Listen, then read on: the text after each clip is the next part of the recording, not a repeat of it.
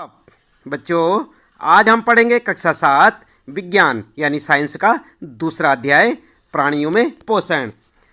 हम आपको बताएंगे बच्चों इस पाठ से संबंधित प्रश्नों के उत्तर। अभ्यास प्रश्न उत्तर में पहला प्रश्न आपके लिए है, उचित शब्द द्वारा रिक्त स्थानों की पूर्ति कीजिए। तो यहाँ पर आपके लिए पहले प्रश्न में कुछ रिक्त स्थान दे रखे हैं यानी खाली स्थान है, इन्हें आपको भरना है बच्चों। तो किस प्रकार से लिखेंगे, सबसे पहला देखते हैं क वाला मानव पोषण के मुख्य चरण एवं, और यहाँ पर जो है दो जगह पर आपको लिखना है। क्या लिखना है आपको, हम आपको अभी बताते हैं। ख वाला है मानव शरीर की सबसे बड़ी ग्रंथि का नाम, यहाँ पर जो है आपको लिखना है क्या है। और अगला है आमाशय में हाइड्रोक्लोरिक अम्ल एवं का स्राव होता है जो भोजन पर क्रिया करते हैं। तो यहाँ पर आपको फिर से लिखना होगा। और यहाँ पर जो है क्षुद्रांत की आंतरिक भित्ति पर उंगली के समान अनेक प्रवर्ध होते हैं जो, और यहाँ पर आपको लिखना है कहलाते हैं। तो यहाँ पर अगला है च वाला है अमीबा अपने भोजन का पाचन में करता है। तो किस में करता है, यहाँ पर आपको लिखना है। तो चलिए इनमें क्या क्या लिखना है हम आपको बता देते हैं।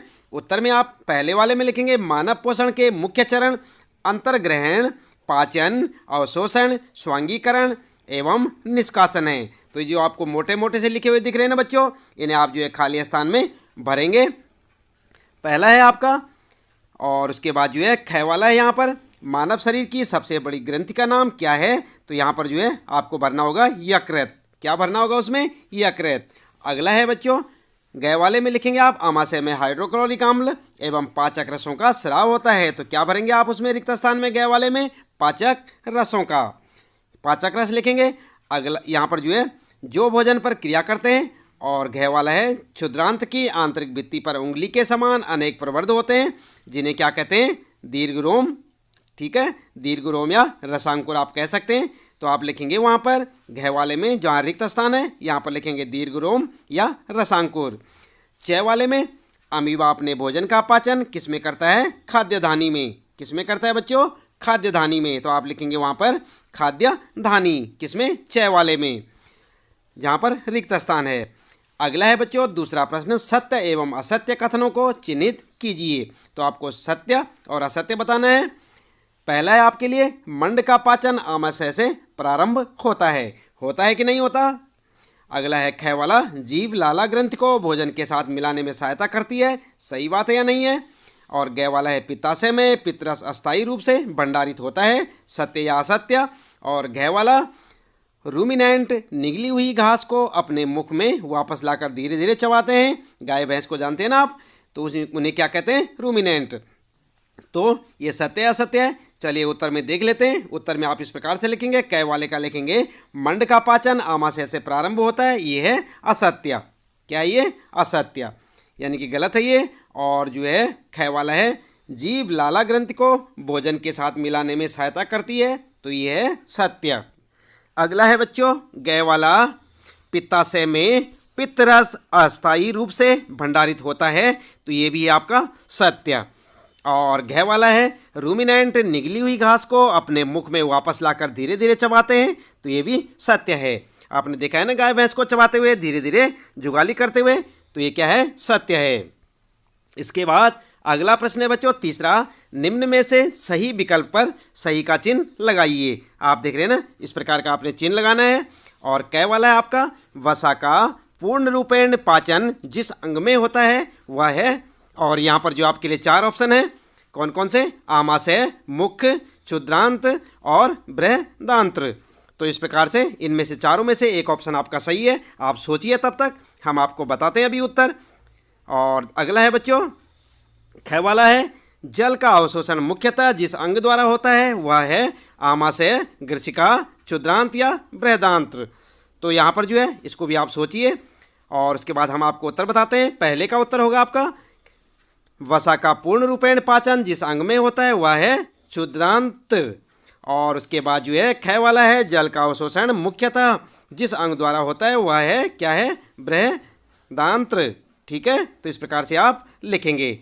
और अगला है बच्चों चौथा प्रश्न है यहाँ पर, कॉलम ए में दिए गए कथनों का मिलान कॉलम बी में दिए गए कथनों से कीजिए। तो यहाँ पर क्या करेंगे, आप मिलान करेंगे बच्चों, ध्यान देंगे। कॉलम ए और ये कॉलम बी है आपका, और ये 2 पार्ट में यहाँ पर बटा हुआ है। खाद्य घटक, पाचन के उत्पाद, कार्बोहाइड्रेट्स, वसा, अम्ल, ग्लिसरॉल, और प्रोटीन, शर्करा, वसा और एमिनो अम्ल। तो यहाँ पर जो है आपने मिलान करना है। किस प्रकार से करेंगे चलिए उत्तर में देख लेते हैं। ए के साथ बी का मिलान करना है, तो यहाँ पर लिखेंगे आप खाद्य घटक के साथ लिखेंगे पाचन के उत्पाद, कार्बोहाइड्रेट्स के साथ लिखेंगे शर्करा, प्रोटीन के साथ एमिनो अम्ल और वसा के साथ अम्ल एवं ग्लिसरॉल। ठीक है, तो इस प्रकार से आपका उत्तर हो जाएगा इस जो है चौथे प्रश्न का। और अगला है बच्चों यहाँ पर पांचवा प्रश्न है, दीर्घरोम क्या है, वह कहाँ पाए जाते हैं एवं उनके कार्य क्या हैं। तो उत्तर क्या लिखेंगे आप, आपने पाठ पढ़ा होगा बच्चों। उत्तर लिखेंगे दीर्घरोम क्षुद्रांत्र की आंतरिक भित्ति पर उंगली के समान उभरी हुई संरचनाएं होती हैं, जिसे रसांकुर भी कहते हैं। दीर्घरोम पचे हुए भोजन के अवशोषण हेतु तल क्षेत्र बढ़ा देते हैं। दीर्घरोम की सतह से पचे हुए भोजन का अवशोषण होता है तथा यह रुधिर वाहिकाओं में चला जाता है। तो इस प्रकार से आप अपने इस पांचवें प्रश्न का उत्तर लिख सकते हैं दीर्घरोम के बारे में। अगला है बच्चों छठा प्रश्न है, पित्त कहाँ निर्मित होता है या भोजन के किस घटक के पाचन में सहायता करता है। तो क्या लिखेंगे आप पित्त के बारे में, आपने पाठ में पढ़ा होगा, हमने आपको पाठ्य चर्चा में भी बताया था। चलिए उत्तर में लिखेंगे पित्त रस का स्राव यकृत यानी मानव शरीर की जो सबसे बड़ी ग्रंथि होती है, याद रखेंगे आप, करता है, जिसे पित्ताशय नामक थैली में संग्रहित किया जाता है। पित्त वसा के पाचन में मदद करता है। तो इस प्रकार से आप जो लिख सकते हैं, जो फैट्स होते हैं यानी कि वसा के पाचन में मदद करता है पित्त। और इस प्रकार आपका ये छठा प्रश्न है, इसका उत्तर आप लिखें, याद भी करें, काफ़ी इंपॉर्टेंट क्वेश्चन है बच्चों। सातवां प्रश्न है, उस कार्बोहाइड्रेट्स का नाम लिखिए जिनका पाचन रूमिनेंट द्वारा किया जाता है परंतु मानव द्वारा नहीं, इसका कारण भी बताइए। तो यहाँ पर उत्तर में आप लिखेंगे सेल्यूलोज एक प्रकार का जो कार्बोहाइड्रेट्स होता है के पाचन के लिए अधिक समय की आवश्यकता होती है। रूमिनेंट की आहार नाल मनुष्यों की आहार नाल से बड़ी होती है, इसलिए सेल्यूलोज रूमिनेंट द्वारा पचाया जा सकता है लेकिन मनुष्यों द्वारा नहीं। तो इस प्रकार से आप लिख सकते हैं यहाँ पर। सातवां प्रश्न है आपका, याद भी करें, काफ़ी इंपॉर्टेंट क्वेश्चन होते हैं बच्चों साइंस में, तो आप जो अच्छे से पढ़ें। और आठवां प्रश्न है, क्या कारण है हमें ग्लूकोज से ऊर्जा तुरंत प्राप्त होती है। आपने खाया ग्लूकोज, लिया कभी, चलिए देख लेते हैं। उत्तर लिखेंगे हमें ग्लूकोज से ऊर्जा तुरंत प्राप्त होती है क्योंकि कोशिकाओं में ग्लूकोज ऑक्सीजन की मदद से कार्बन डाइऑक्साइड और पानी में आसानी से टूट जाता है और ऊर्जा निकल जाती है। ठीक है, तो इस प्रकार से आप आठवां प्रश्न देखेंगे और उसका उत्तर लिखेंगे। अगला आता है नौवां प्रश्न बच्चों, आहार नाल के कौन से भाग द्वारा निम्न क्रियाएं संपादित होती हैं। और यहाँ पर जो है आप देख सकते हैं, फर्स्ट है पचे भोजन का अवशोषण, भोजन को चबाना, जीवाणु नष्ट करना, भोजन का संपूर्ण पाचन और मल का निर्माण। तो उत्तर में आप क्या लिखेंगे, उत्तर आप इस प्रकार से लिख सकते हैं, पचे भोजन का अवशोषण क्षुद्रांत यानी छोटी आंत द्वारा, और भोजन को चबाना मुख गुहिका द्वारा, और जीवाणु नष्ट करना अमाशय के द्वारा, भोजन का संपूर्ण पाचन क्षुद्रांत यानी छोटी आंत द्वारा, और मल का निर्माण बृहदांत यानी बड़ी आंत के द्वारा होता है। तो इस प्रकार से आप लिख सकते हैं यहाँ पर। ये आपका नौवां प्रश्न है बच्चों और इसका उत्तर आप इस प्रकार से लिखें। अगला आता है 10वां प्रश्न, मानव एवं अमीबा के पोषण में कोई एक समानता एक अंतर बताना है आपने, यानी कि दोनों बताने हैं, समानता और अंतर बताने एक एक। उत्तर में आप लिख सकते हैं बच्चों, भोजन के पाचन तथा उससे प्राप्त ऊर्जा की बुनियादी प्रक्रिया अमीबा के साथ साथ इंसानों में भी समान है। देखा आपने अमीबा, आप अपने पाठ में देख सकते हैं, अमीबा का चित्र आपको दिखाई देगा। अमीबा में भोजन में पाचन रस स्रावित होता है जो भोजन पर कार्य करते हैं और इसे सरल पदार्थों में तोड़ देते हैं। धीरे धीरे पचा हुआ भोजन अवशोषित होता है। इसी तरह मानव में भी विभिन्न पाचक रस मुंह, पेट, आंत आदि भोजन में मिलकर काम करते हैं और इसे सरल पदार्थों में तोड़ देते हैं। तो इस प्रकार से आप जो है इसमें समानता लिखेंगे मानव और अमीबा में। इसके बाद बच्चों अंतर बताते हैं, तो अंतर में आप लिखेंगे अमीबा में पाचन प्रक्रिया सरल है जबकि मनुष्य में यह एक जटिल प्रक्रिया है। अंतर्ग्रहण और उत्सर्जन की प्रक्रिया भी काफ़ी भिन्न होती है। अमीबा अपने भोजन को पादप के माध्यम से पकड़ता है और शोषण के पश्चात बिना पचा हुआ भोजन खाद्य धानी द्वारा बाहर निकाल दिया जाता है, जबकि मनुष्यों में भोजन जो जटिल पदार्थ है मुंह के अंदर ले जाया जाता है और पाचन और अवशोषण की एक जटिल प्रक्रिया से गुजरता है। अंत में बचा हुआ पदार्थ मल के रूप में निष्कासित कर दिया जाता है। तो इस प्रकार से आप लिख सकते हैं बच्चों अमीबा और मानव में अंतर और समानताएं। ये 10वां प्रश्न आपका, याद रखें, और दोनों में अंतर और समानताएं आप यहाँ से देखकर लिख सकते हैं।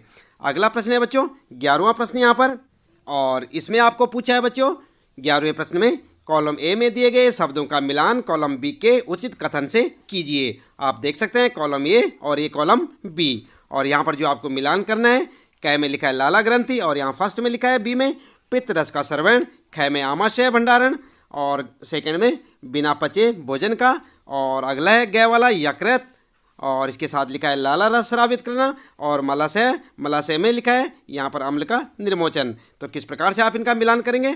और अगला है यहाँ पर च वाला है क्षुद्रांत, पाचन का पूरा होना, बृहदांत में जल का अवशोषण, मलत्याग। तो यहाँ पर जो है बच्चों आप ध्यान देंगे, इनका मिलान करेंगे आप। उत्तर में आप लिखेंगे कॉलम ए बना देंगे, कॉलम बी बना देंगे और उसके बाद जो है इसके साथ इस प्रकार से मिलाते जाएंगे। सबसे पहले क वाले में लाला ग्रंथि के साथ लिखेंगे लाला रस स्रावित करना, आमाशय के साथ लिखेंगे अम्ल का निर्मोचन और यकृत के साथ पित्त रस का श्रवण, और मलाशय के साथ लिखेंगे मल का त्याग, क्षुद्रांत में लिखेंगे पाचन का पूरा होना, बृहदांत में जल का अवशोषण और या बिना पचे भोजन का भंडारण। तो इस प्रकार से आप अपने इस प्रश्न का मिलान कर सकते हैं। यहाँ पर ये प्रश्न है 11वां आपका, ए और बी कॉलम को आपने मिलाना है और पहले प्रश्न है आपके लिए, उसके बाद उत्तर में आप इस प्रकार से मिला सकते हैं, जैसे ये आप यहाँ पर देख सकते हैं।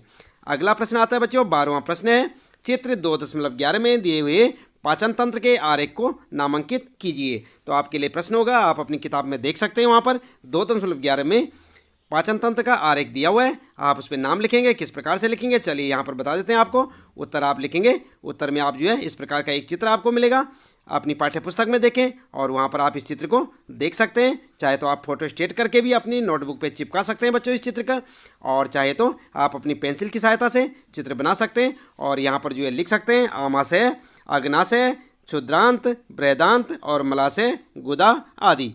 तो इनके बारे में आपको यहाँ पर जानकारी देनी है, यही आपका उत्तर होगा। देख रहे हैं ना आप 2.11 में दिए पाचन तंत्र के आरेख को नामांकित कीजिए। तो यहाँ पर आप पाचन तंत्र के आरेख को बना सकते हैं, इस चित्र को इस प्रकार से बना सकते हैं। चाहे तो आप यहाँ से देख सकते हैं बच्चों और चाहे अपनी पाठ्य पुस्तक से, लेकिन इस चित्र को जरूर से ज़रूर बनाएं। आप अपनी फोटो स्टेट करके भी अपनी किताब से लगा सकते हैं। इसके बाद 13वां प्रश्न आता है बच्चों, क्या हम केवल हरी सब्जियों घास का भोजन कर जीवन निर्वाह कर सकते हैं, चर्चा कीजिए। तो कर सकते हैं क्या हरी सब्जियों और घास का।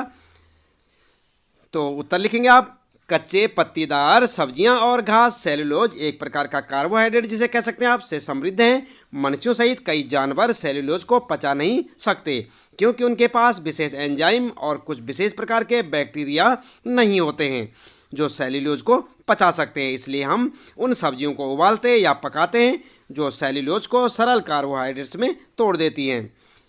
हम केवल सब्जियों को उबले हुए या पके हुए रूप में लेकर खाकर उनको पचा सकते हैं। ठीक है, तो इस प्रकार से आप लिख सकते हैं अपने इस 13वें प्रश्न का उत्तर और इन्हें अच्छे से याद करें आप। इसके साथ ही बच्चों इस पाठ से संबंधित प्रश्नों के उत्तर यहाँ पर समाप्त होते हैं। उम्मीद है कि आपको अच्छे से समझ आए होंगे। आप इसी प्रकार लगातार देखते रहे अपने कक्षा 7 साइंस यानी विज्ञान के सारे पाठों के प्रश्न उत्तर। यदि अभी तक आपने चैनल को सब्सक्राइब नहीं किया तो चैनल को सब्सक्राइब अवश्य कर दें, बेल आइकन भी दबा दें बच्चों, और वीडियो को लाइक शेयर सब्सक्राइब करना ना भूलें। तो मिलते हैं फिर अगली वीडियो में अगले नए पाठ के नए प्रश्न उत्तरों के साथ।